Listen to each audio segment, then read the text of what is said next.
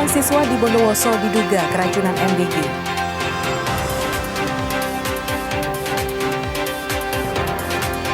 Angin kencang tumbangkan pohon.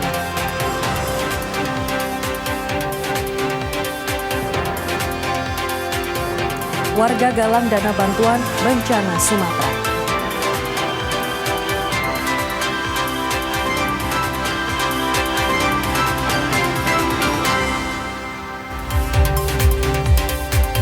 Halo saudara, apa kabar Anda hari ini? Kita berjumpa lagi dalam Kompas Pagi. Selain 3 informasi utama tadi, tim redaksi kami telah menyiapkan sejumlah informasi yang penting dan inspiratif lainnya. Bersama saya Vina Putri, inilah Kompas Pagi di Kompas TV, independen terpercaya.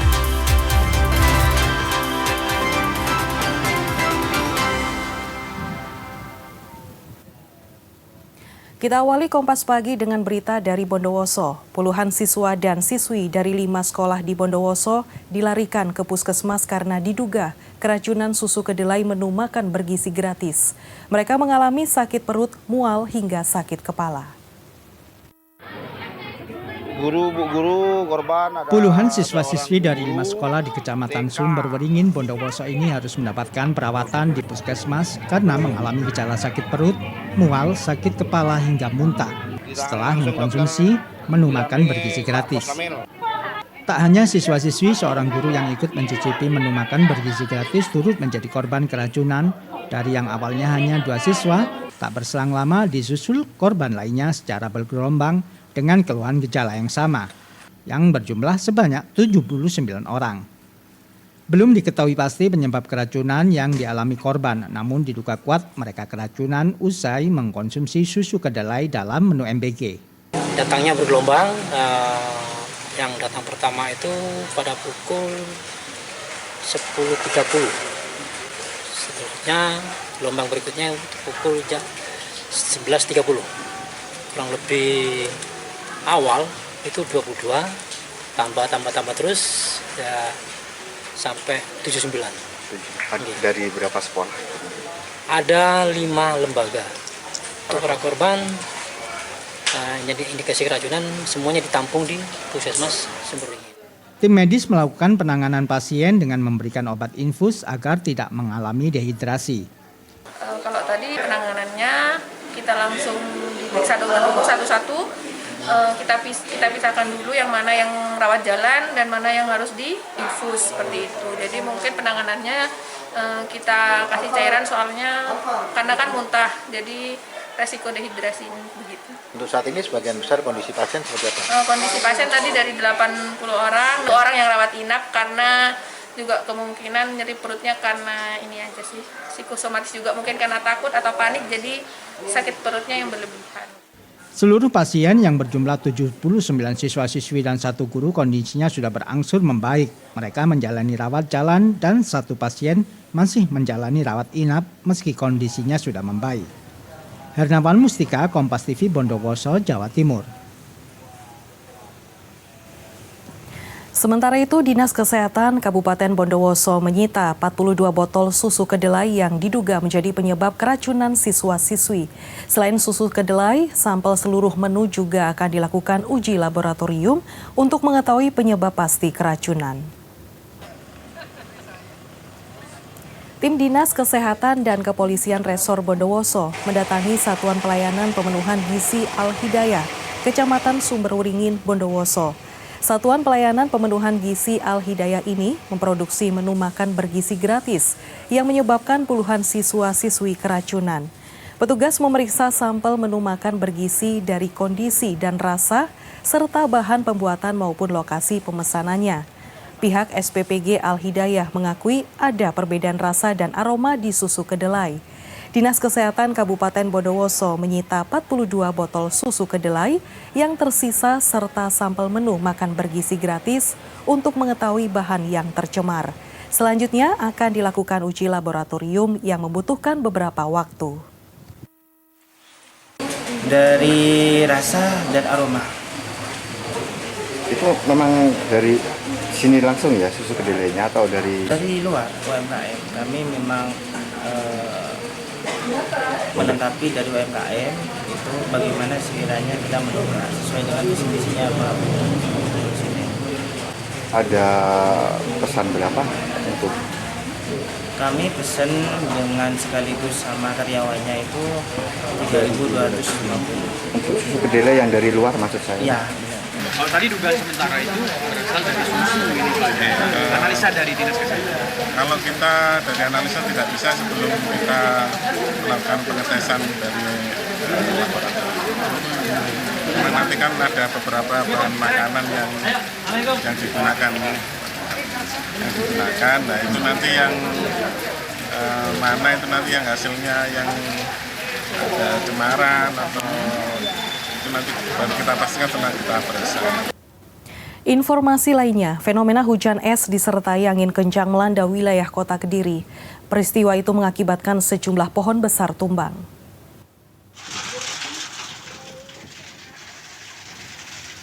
Video amatir ini merekam saat peristiwa hujan deras disertai butiran es melanda sejumlah kecamatan kota Kediri.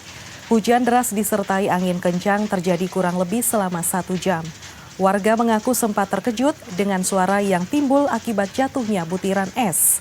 Menurutnya, fenomena ini baru kali pertama dialami warga Kelurahan Ngeronggo, Kota Kediri. Tak hanya itu, akibat hujan deras disertai angin kencang membuat sejumlah pohon tumbang di jalanan. Sejumlah atap rumah warga juga ikut rusak.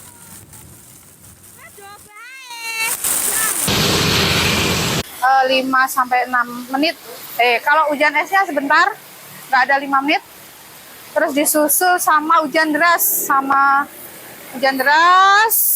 terus anginnya datang. Disusul angin sekitar 15-16 menit. Nah, terdampak ada dua pohon tumbang di Jalan Perintis Kemerdekaan, yang satunya di sebelah barat, yang satunya di sebelah timur, tepat di depan ini. Es batu itu loh, kecil, cuman sebentar.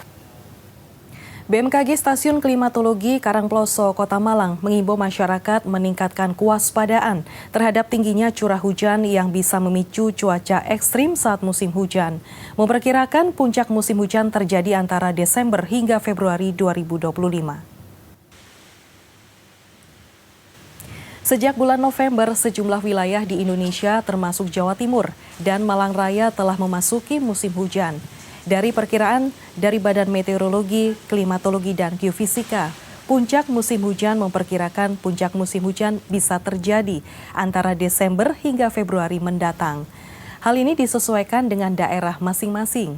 Prakirawan BMKG Karangploso, Devi Fatmasari mengatakan bahwa pertumbuhan awan konvektif meningkat di wilayah Jawa Timur termasuk Malang Raya. Diperkirakan dalam beberapa hari ke depan, hujan dengan intensitas tinggi akan terjadi termasuk di Malang Raya. Dari catatan BMKG, meski dalam beberapa pekan terakhir, hujan terus mengguyur wilayah Malang Raya, namun masih belum termasuk dalam cuaca ekstrim. Namun di sejumlah daerah juga berpotensi mengalami cuaca ekstrim. Menghadapi puncak musim hujan, BMKG mengimbau masyarakat untuk meningkatkan kewaspadaan adanya ancaman bencana di sejumlah daerah rawan bencana saat curah hujan tinggi. Kalau musim hujan memang di sebagian besar wilayah Jawa Timur sudah masuk musim hujan semua ya. Terus kalau untuk potensi hujannya itu di wilayah Jawa Timur diperkirakan untuk puncak musim hujannya itu di bulan Desember, Januari atau Februari. Nah itu tergantung wilayahnya bagian mana. Nah kalau untuk kondisi cuaca saat ini itu memang arah anginnya itu masih berasal dari selatan. Kalau di musim penghujan itu normalnya atau umumnya itu anginnya berasal dari utara atau dari benua Asia. Saudara, sejumlah pekerja hajatan yang tergabung dalam perkumpulan SOR Terop di Kabupaten Madiun, Jawa Timur menggalang donasi untuk korban banjir dan longsor di Sumatera. Dana yang terkumpul akan disalurkan dalam waktu dekat melalui BPBD Provinsi Jawa Timur. Dengan mendirikan sebuah tenda, puluhan pekerja hajatan yang tergabung dalam perkumpulan SOR Terop atau PST Kabupaten Madiun ini menggalang donasi ke pengguna jalan di lampu merah exit tol Dumpil. Penggalangan donasi sebagai bentuk kepedulian anggota perkumpulan SOR Terop atas bencana banjir dan longsor yang menimpa warga sejumlah daerah di Sumatera Utara, Sumatera Barat, dan Provinsi Aceh. Penggalangan donasi dilakukan dengan cara menempatkan anggota di setiap titik lampu merah. Tidak hanya menggalang donasi saja, namun mereka juga menampilkan hiburan musik lengkap dengan sound system. Donasi ini bukan hanya dari donasi langsung ini saja, tapi juga ada yang melalui via transfer lewat rekening dari salah satu bendahara, dan itu semuanya ada bukti real dipublikasikan semua. Itu nanti disalurkannya melalui apa nanti? Ini nanti insya Allah penyalurannya melalui mekanismenya melalui BPBD Jatim. Seluruh donasi yang terkumpul rencananya akan disalurkan kepada korban bencana banjir dan longsor di Sumatera melalui posko bantuan di kantor Badan Penanggulangan Bencana Daerah Provinsi Jawa Timur. Imam Iswanto, Kompas TV, Madiun, Jawa Timur.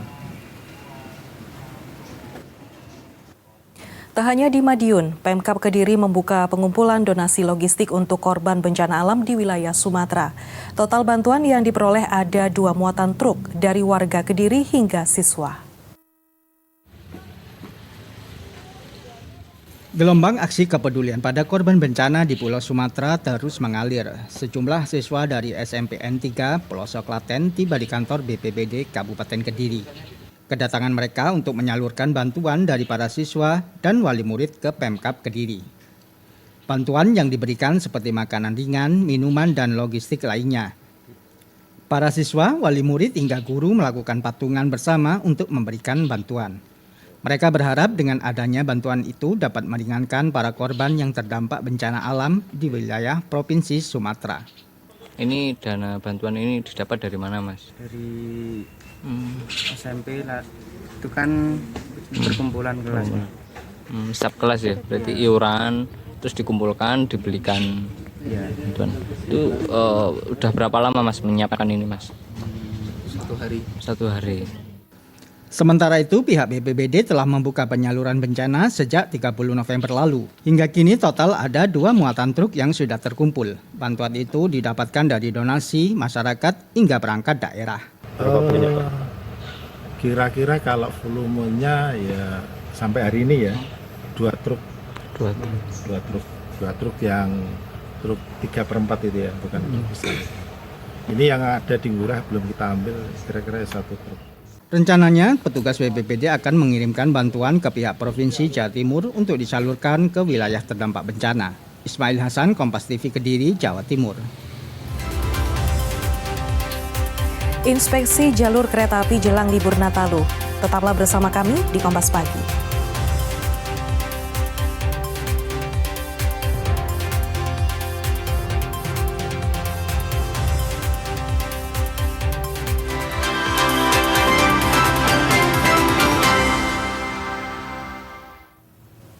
Saudara, jelang Natal dan Tahun Baru, Tim Pengendali Inflasi Daerah Kota Malang menggelar Gerakan Pangan Murah atau Operasi Pasar. Dalam Gerakan Pangan Murah, sejumlah kebutuhan pokok dijual lebih murah dari harga pasaran. Gerakan Pasar Murah yang menjual sejumlah kebutuhan pokok ini digelar di Jalan Gajah Mada atau kawasan Balai Kota Malang. Antrean warga sudah terlihat untuk membeli kebutuhan pokok seperti beras, minyak goreng, gula, dan telur dengan harga yang murah. Wali Kota Malang Wahyu Hidayat dalam pembukaan Gerakan Pangan Murah ini bilang, Gerakan Pangan Murah ini merupakan tindak lanjut dari sidak dan pemantauan kebutuhan pokok di pasar. Menurut Wahyu, dalam sidak di pasar bersama TBID, ada beberapa komoditi pangan yang naik jelang Natal dan Tahun Baru.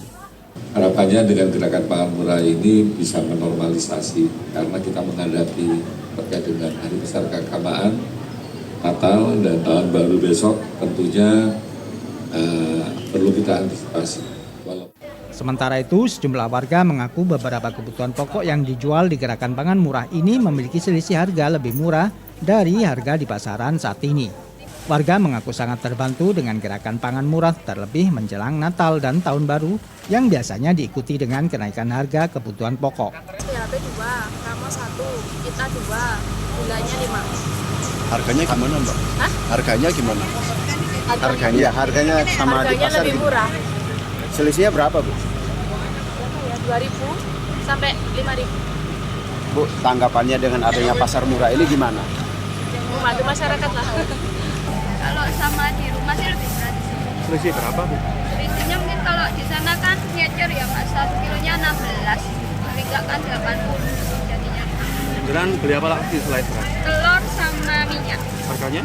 Kalau telur biasa di rumah 28 kan, di sini 26.500. Kalau minyak, Kalau Bu? minyak biasanya 18,5, di sini 14,5. Ada maksimal pembelian? Kalau yang di sebelah sini ada. Oh, 2 biji, 2. Gerakan pangan murah di samping Balai Kota Malang ini rencananya digelar selama 2 hari. Dedi Prasetyo, Kompas TV Malang, Jawa Timur. Pasar sembako murah menjelang Nataru di Kabupaten Madiun, Jawa Timur diserbu warga. Pasar murah ini menyediakan beragam kebutuhan pokok mulai beras hingga minyak goreng dengan harga terjangkau. Pasar sembako murah menjelang Nataru yang digelar di halaman kantor Kepala Desa Sumber Bening, Kecamatan Balerejo, Kabupaten Madiun, Jawa Timur pada Kamis pagi diserbu warga. Beragam kebutuhan pokok tersedia.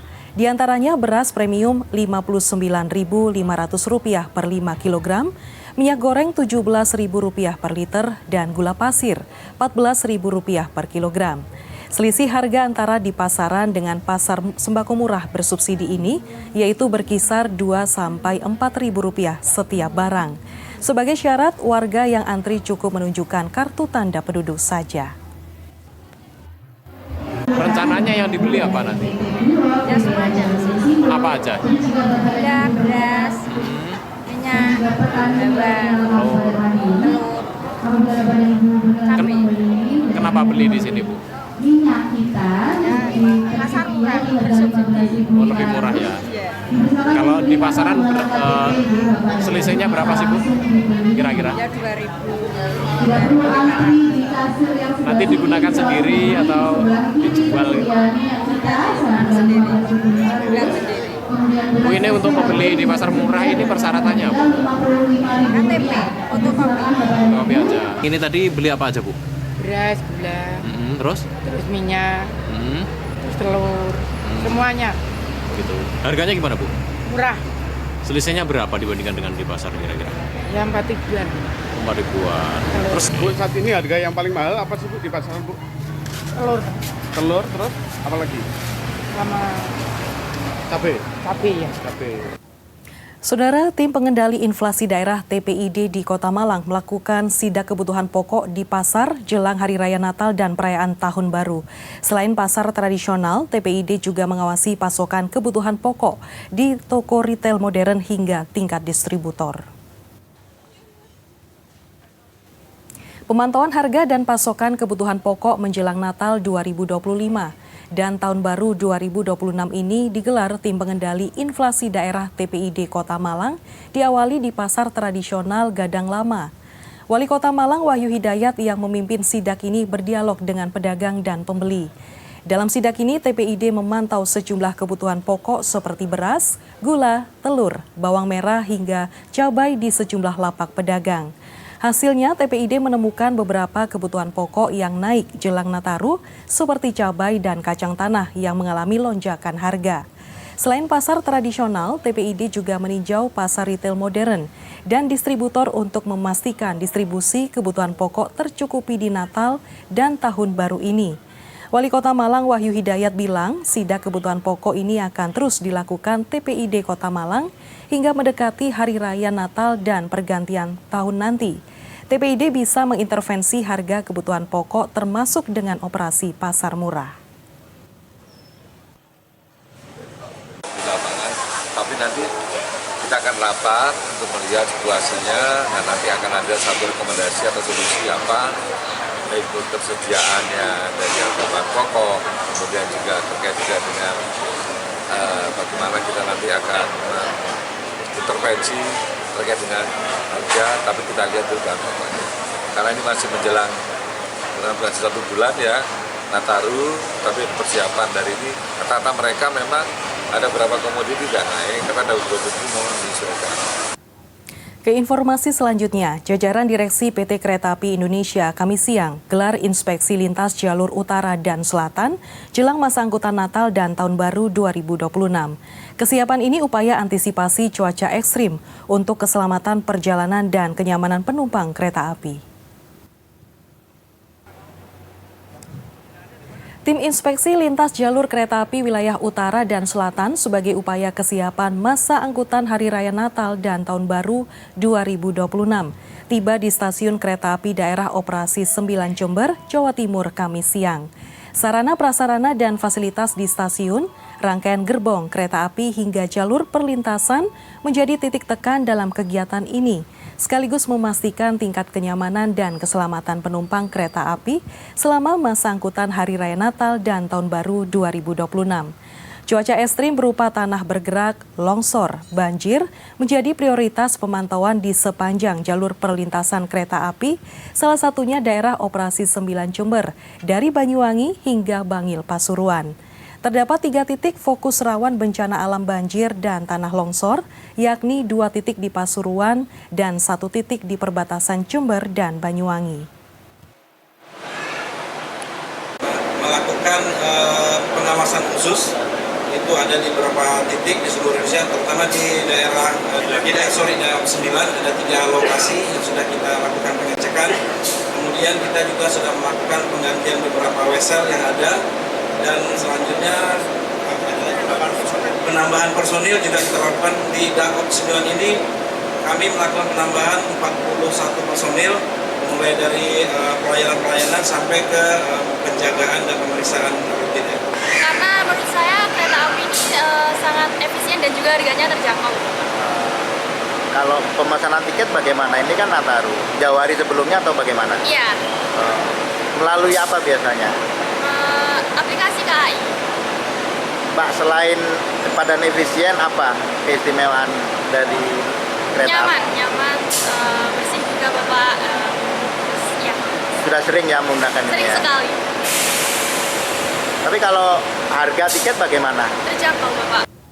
Direktorat Pembelajaran dan Kemahasiswaan Ditbelmawa, Kementerian Pendidikan Tinggi, Sains dan Teknologi Kemendikti Saintek Republik Indonesia berkolaborasi dengan Universitas PGRI Adibuana Surabaya menyelenggarakan Lomba Inovasi Digital Mahasiswa LIDM tahun 2025. Ajang ini untuk mengembangkan inovasi, pendidikan dan pembelajaran melalui penerapan teknologi digital.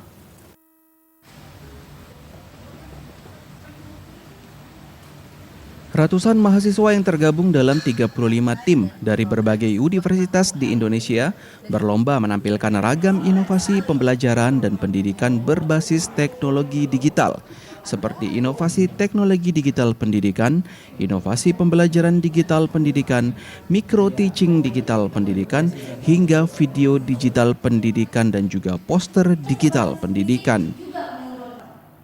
Lomba yang berlangsung di Universitas PGRI Adibuana Surabaya tersebut bertujuan untuk meningkatkan literasi digital mahasiswa, bijak dalam memanfaatkan teknologi kecerdasan buatan atau AI, dan juga menyosialisasikan kepada masyarakat umum agar terbiasa menggunakan teknologi digitalisasi dalam aktivitas harian bekerja.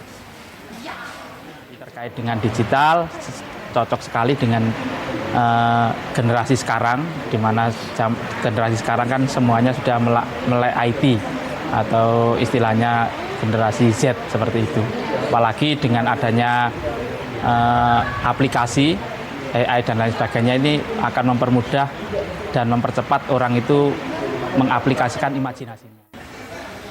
Beberapa kriteria penilaian dalam inovasi digital mahasiswa tersebut seperti ide dasar yang dipadukan dengan pemanfaatan teknologi terkini, pemanfaatan teknologi digital dalam menunjang aktivitas belajar mengajar di sekolah, hingga fitur juga desain menarik dan interaktif bagi pengguna.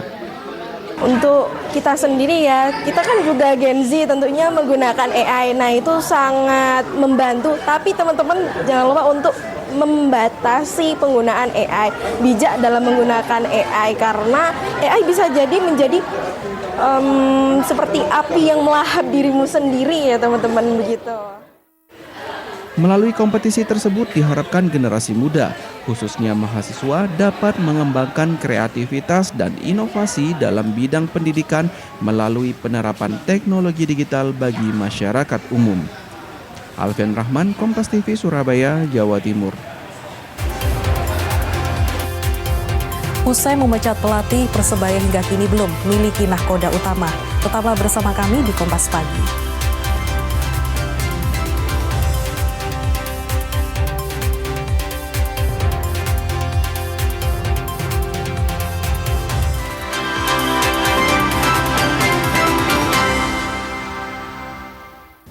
Saudara, teka-teki pelatih baru Persebaya hingga saat ini belum menemui titik terang. Sang caretaker Uston Nawawi juga hingga kini belum dapat bocoran terkait suksesor Eduardo Perez di skuad The Green Force. Setelah memecat pelatih Eduardo Perez, Persebaya Surabaya belum mendatangkan pelatih baru. Bruno Moreira dan kolega hingga kini masih berada di bawah pengawasan sang caretaker Uston Nawawi. Sejumlah nama pelatih sempat mencuat untuk melanjutkan tongkat estafet kepemimpinan. Salah satunya mantan pelatih PSM Makassar, Bernardo Tavares. Namun melalui media sosialnya, agen pelatih asal Portugal ini membantah akan bergabung dengan Persebaya Surabaya. Menurut pelatih sementara Uston Nawawi, meski belum ada pelatih baru, tidak mempengaruhi mental para pemain Persebaya Surabaya. Uston juga mengaku belum mendapat informasi siapa calon pelatih baru tim Bajul Ijo. Kandidat pelatih baru kira-kira siapa, Gus? Saya tidak tahu itu. Belum ada informasi ya, Gus, dari manajemen Persib. Tidak tahu saya, langsung ke manajemen aja kalau untuk itu. Saat ini skuad Green Force tengah fokus mempersiapkan tim jelang bentrok kontra PSM Makassar akhir pekan nanti. Ini merupakan laga tunda pekan ketiga yang rencananya akan digelar di Stadion Gelora B.J. Habibie Sabtu malam. Mahendra Triginanjar, Kompas TV Surabaya, Jawa Timur. Tim Indonesia resmi memperkenalkan jersey yang akan digunakan di SEA Games 2025 Thailand. Nantinya sebagian dari hasil penjualan jersey akan disumbangkan untuk korban terdampak bencana alam di Pulau Sumatera. Peluncuran yang diselenggarakan di Terminal 1C Bandara Soekarno-Hatta menghadirkan kolaborasi seniman terbaik Indonesia. Jersey yang diproduksi aparel lokal Mills berkolaborasi dengan desainer Sarina dan kurasi langsung didit Hedi Prasetyo Foundation. Jersey ini menonjolkan kekayaan budaya dan keindahan alam Nusantara. Terinspirasi ukiran Kriya Toraja sebagai simbol warisan bangsa dan membentuk karakter Indonesia. Jersey ini masih didominasi warna merah dan putih sebagai warna utama dan memperkenalkan palet hijau bumi. Mempresentasikan kesuburan tropis dari Sabang hingga Merauke. Kesan artistik yang kuat berkat sentuhan karya seniman Yogyakarta, Iya Badiau Piko. Goresan kuas merah putih menggambarkan energi juang tanpa henti. Peluncuran ini juga menjadi momentum perkenalan tema besar Spirit of the Nation yang merefleksikan optimisme juga tekad atlet Indonesia menjaga kehormatan merah putih di panggung dunia. Sebanyak 5 atlet putra dan 5 atlet putri yang tergabung di Platnas Tenis Meja Indonesia Pingpong League siap tampil meyakinkan di SEA Games 2025 Thailand. IPL targetkan medali tenis meja Indonesia dapat direbut di nomor mixed double dan ganda putri. Akan bertolak ke Thailand pada 10 Desember. Cabang olahraga tenis meja mulai dipertandingkan 12-19 Desember di SEA Games. Indonesia berkekuatan 10 atlet yang terdiri dari 5 atlet putra dan 5 atlet putri. Ketua Umum Indonesia Pingpong League Petrus Reinhard Golose secara resmi memanggil 10 atlet tenis meja juga tim pelatih untuk diberikan motivasi khusus menuju keberangkatan ke Thailand. Bersaing dengan Singapura yang menjadi lawan terkuat di SEA Games, IPL memasang target medali emas, perak, dan perunggu. Di antaranya di nomor ganda campuran, ganda putri, juga beregu putra. Beregu putra atau ganda putri, tapi bisa juga kita di ganda putri. Gitu target yang untuk emas. Selebihnya tadi yang saya sampaikan, apakah 2 perak itu bisa up and down. Tapi targetnya adalah finalnya mereka. Kita berusaha, kita di Indonesia, kita siapkan betul-betul atlet-atlet kita yang terbaik. Tunjukin juga kalau kita bisa, Indonesia bisa yang udah beberapa tahun kemarin no medal, cuman untuk SEA Games kali ini yakin dengan persiapan kami sebelumnya, yakin sih. Atlet yang diberangkatkan ke SEA Games merupakan hasil pemantauan beberapa kejuaraan di tingkat nasional. Tak hanya itu, sebelum ke SEA Games, Noval dan kawan-kawan juga mengikuti TC dan Liga di Tiongkok selama 18 hari. Rini Taniken, Roy Ilman, Kompas TV, Jakarta. Untuk pertama kalinya dalam sejarah ski mountaineering atau skimo akan menjadi bagian dari Olimpiade musim dingin di Milano Cortina 2026.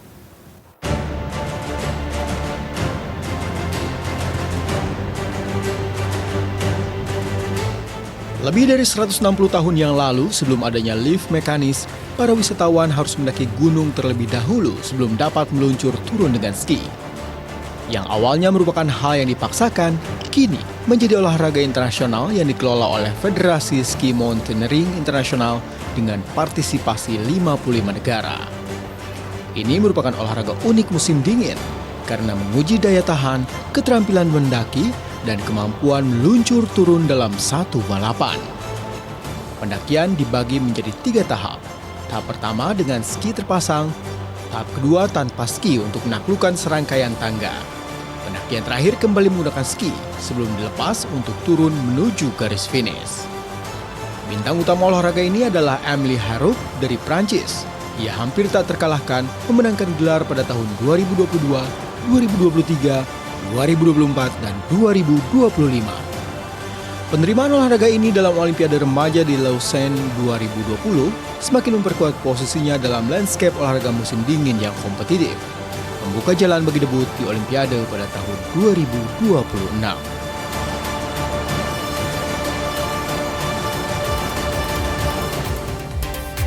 Puluhan siswa diduga keracunan susu MBG. Usai jeda informasinya, tetaplah di Kompas Pagi.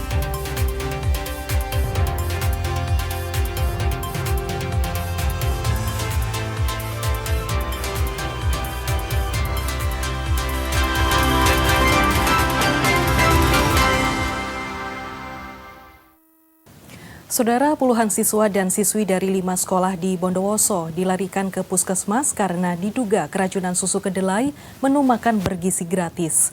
Mereka mengalami sakit perut, mual, hingga sakit kepala.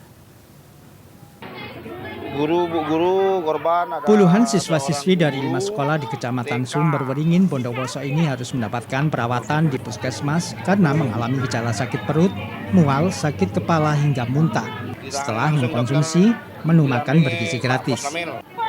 Tak hanya siswa-siswi, seorang guru yang ikut mencicipi menu makan bergizi gratis turut menjadi korban keracunan. Dari yang awalnya hanya 2 siswa, tak berselang lama disusul korban lainnya secara bergelombang dengan keluhan gejala yang sama, yang berjumlah sebanyak 79 orang. Belum diketahui pasti penyebab keracunan yang dialami korban, namun diduga kuat mereka keracunan usai mengkonsumsi susu kedelai dalam menu MBG.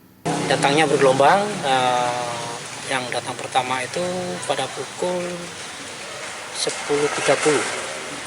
Selanjutnya gelombang berikutnya pukul 11.30. Kurang lebih awal itu 22, tambah terus ya sampai 79. Dari berapa sekolah? Ada 5 lembaga. Untuk para korban jadi indikasi keracunan semuanya ditampung di Puskesmas Sumber Waringin. Tim medis melakukan penanganan pasien dengan memberikan obat infus agar tidak mengalami dehidrasi. Kalau tadi penanganannya kita langsung diperiksa dulu satu-satu. Kita pisahkan dulu yang mana yang rawat jalan dan mana yang harus diinfus seperti itu. Jadi mungkin penanganannya kita kasih cairan soalnya karena kan muntah. Jadi resiko dehidrasi begitu. Untuk saat ini sebagian besar kondisi pasien seperti apa? Kondisi pasien tadi dari 80 orang, 2 orang yang rawat inap karena juga kemungkinan nyeri perutnya karena ini aja sih, psikosomatis juga mungkin karena takut atau panik jadi sakit perutnya yang berlebihan. Seluruh pasien yang berjumlah 79 siswa-siswi dan 1 guru kondisinya sudah berangsur membaik. Mereka menjalani rawat jalan dan 1 pasien masih menjalani rawat inap meski kondisinya sudah membaik. Hernawan Mustika, Kompas TV, Bondowoso, Jawa Timur. Saudara, sejumlah pekerja hajatan yang tergabung dalam perkumpulan Sorterop di Kabupaten Madiun, Jawa Timur menggalang donasi untuk korban banjir dan longsor di Sumatera. Dana yang terkumpul akan disalurkan dalam waktu dekat melalui BPBD Provinsi Jawa Timur. Kebetulan melintas di exit tol Dumbel Dengan mendirikan sebuah tenda, puluhan pekerja hajatan yang tergabung dalam perkumpulan SOR Terop atau PST Kabupaten Madiun ini menggalang donasi ke pengguna jalan di lampu merah exit tol Dumpil. Penggalangan donasi sebagai bentuk kepedulian anggota perkumpulan SOR Terop atas bencana banjir dan longsor yang menimpa warga sejumlah daerah di Sumatera Utara, Sumatera Barat, dan Provinsi Aceh. Penggalangan donasi dilakukan dengan cara menempatkan anggota di setiap titik lampu merah. Tidak hanya menggalang donasi saja, namun mereka juga menampilkan hiburan musik lengkap dengan sound system. Donasi ini bukan hanya dari donasi langsung ini saja, tapi juga ada yang melalui via transfer lewat rekening dari salah satu negara, dan itu semuanya ada bukti real, dipublikasikan semua. Itu nanti disalurkannya melalui apa nanti? Ini nanti insya Allah penyalurannya melalui mekanismenya melalui BPBD Jatim. Seluruh donasi yang terkumpul rencananya akan disalurkan kepada korban bencana banjir dan longsor di Sumatera melalui posko bantuan di kantor Badan Penanggulangan Bencana Daerah Provinsi Jawa Timur. Imam Iswanto, Kompas TV, Madiun, Jawa Timur. Direktorat Pembelajaran dan Kemahasiswaan Ditbelmawa, Kementerian Pendidikan Tinggi Sains dan Teknologi, Kemendikti Saintek Republik Indonesia, berkolaborasi dengan Universitas PGRI Adibuana Surabaya, menyelenggarakan Lomba Inovasi Digital Mahasiswa LIDM tahun 2025. Ajang ini untuk mengembangkan inovasi pendidikan dan pembelajaran melalui penerapan teknologi digital.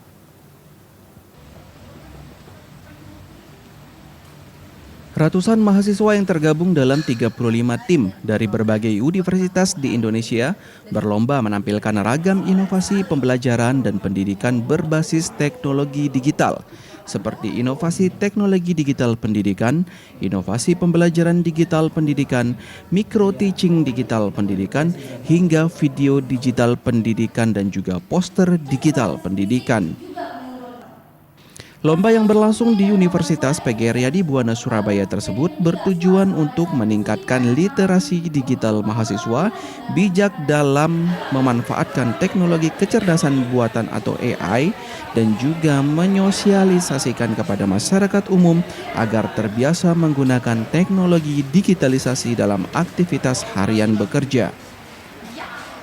Terkait dengan digital, cocok sekali dengan generasi sekarang, di mana generasi sekarang kan semuanya sudah melek IT atau istilahnya generasi Z seperti itu.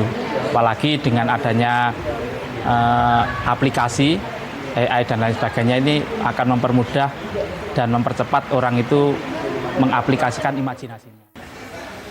Beberapa kriteria penilaian dalam inovasi digital mahasiswa tersebut seperti ide dasar yang dipadukan dengan pemanfaatan teknologi terkini, pemanfaatan teknologi digital dalam menunjang aktivitas belajar mengajar di sekolah, hingga fitur juga desain menarik dan interaktif bagi pengguna. Untuk kita sendiri ya, kita kan juga Gen Z tentunya menggunakan AI. Nah itu sangat membantu, tapi teman-teman jangan lupa untuk membatasi penggunaan AI, bijak dalam menggunakan AI, karena AI bisa jadi menjadi seperti api yang melahap dirimu sendiri ya teman-teman, begitu. Melalui kompetisi tersebut diharapkan generasi muda, khususnya mahasiswa, dapat mengembangkan kreativitas dan inovasi dalam bidang pendidikan melalui penerapan teknologi digital bagi masyarakat umum. Alfian Rahman, Kompas TV, Surabaya, Jawa Timur. Saudara, menjelang Natal dan Tahun Baru, Tim Pengendali Inflasi Daerah Kota Malang menggelar gerakan pangan murah atau operasi pasar. Dalam gerakan pangan murah, sejumlah kebutuhan pokok dijual lebih murah dari harga pasaran. Gerakan pasar murah yang menjual sejumlah kebutuhan pokok ini digelar di Jalan Gajah Mada atau kawasan Balai Kota Malang. Antrean warga sudah terlihat untuk membeli kebutuhan pokok seperti beras, minyak goreng, gula, dan telur dengan harga yang murah. Wali Kota Malang Wahyu Jaya dalam pembukaan gerakan pangan murah ini bilang, gerakan pangan murah ini merupakan tindak lanjut dari sidak dan pemantauan kebutuhan pokok di pasar. Menurut Wahyu, dalam sidak di pasar bersama TBID, ada beberapa komoditi pangan yang naik jelang Natal dan Tahun Baru. Harapannya dengan gerakan pangan murah ini bisa menormalisasi karena kita menghadapi terkait dengan Hari Besar Keagamaan, Natal dan Tahun Baru besok tentunya perlu kita antisipasi. Sementara itu, sejumlah warga mengaku beberapa kebutuhan pokok yang dijual di gerakan pangan murah ini memiliki selisih harga lebih murah dari harga di pasaran saat ini.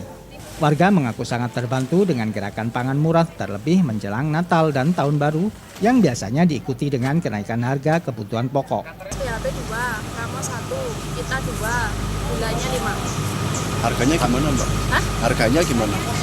Harganya sama di Harganya pasar. lebih murah. Selisihnya berapa, Bu? Berapa ya? 2.000 sampai 5.000. Bu, tanggapannya dengan adanya pasar murah ini gimana? Membantu masyarakat lah. Kalau sama di rumah sih lebih murah di sini. Selisih berapa, Bu? Selisihnya mungkin kalau di sana kan ngecer ya Mas, 1 kilonya 16. Paling enggak kan 80 jadinya. Jalan beli apa lagi selain beras? Telur sama minyak. Harganya? Kalau telur biasa di rumah 28 kan, di sini 26.500.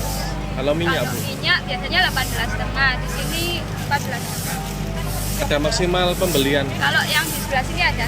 Oh, 2 biji. Gerakan pangan murah di samping Balai Kota Malang ini rencananya digelar selama 2 hari. Dedi Prasetyo, Kompas TV Malang, Jawa Timur. Nikmati keindahan dataran tinggi, naik kereta gantung akan hadir usai jeda. Berikut ini tetaplah di Kompas Pagi.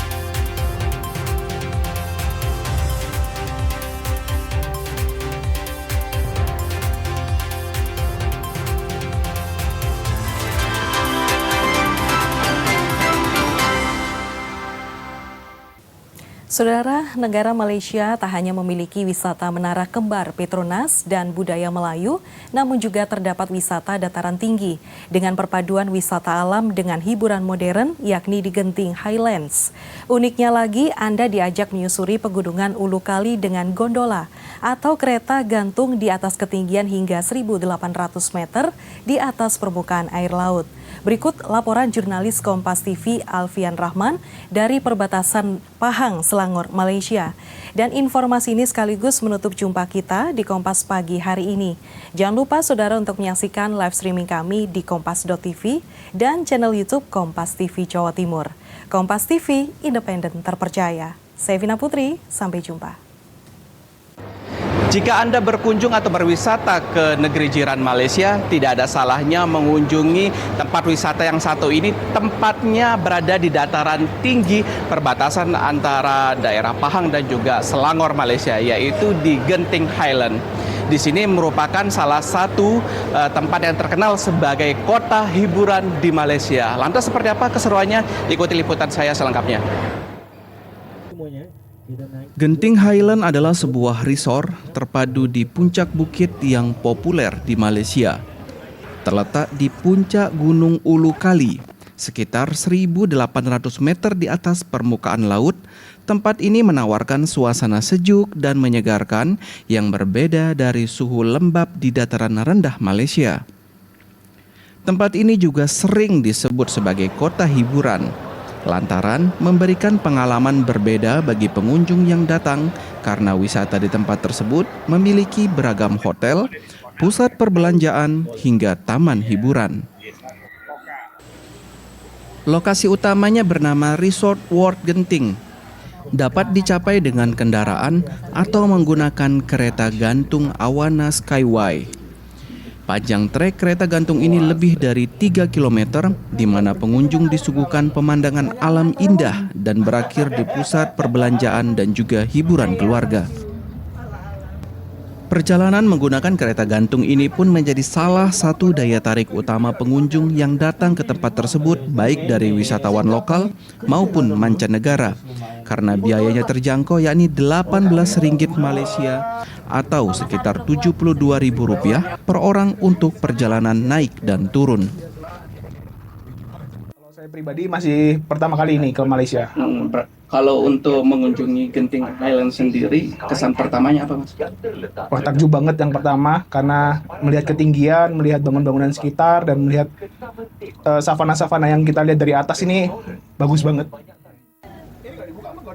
Genting Highland didirikan pada tahun 1965 oleh Tan Sri Lim Goh Tong, terinspirasi oleh udara segar pegunungan Kamerun Highland. Ia memilih lokasi di Gunung Ulu Kali yang secara harfiah berarti jalur gunung dalam bahasa Melayu dan menamainya Genting. Kini tempat tersebut menjadi salah satu favorit destinasi wisata di negeri jiran Malaysia. Yang paling menarik view-nya, kalau waktu berkabut view-nya satu. Di luar sini ini antara best spot untuk foto-foto juga. Ya, berlatar belakangkan hotel yang berwarna-warni di belakang ini sama dengan wahana luar. Tidak hanya menjadi tempat hiburan, wisata, dan belanja, Genting Highland juga menawarkan beragam kuliner baik dari lokal Malaysia, Asia, bahkan hingga Eropa yang dapat Anda pilih sesuai selera. Setelah puas memacu adrenalin menggunakan kereta gantung menyusuri pegunungan Ulu Kali di Malaysia, jangan lupakan juga untuk mengisi perut Anda dengan mencicipi beragam kuliner unik khas Malaysia seperti nasi lemak dan juga teh tarik. Alfian Rahman, Kompas TV, Pahang, Selangor, Malaysia.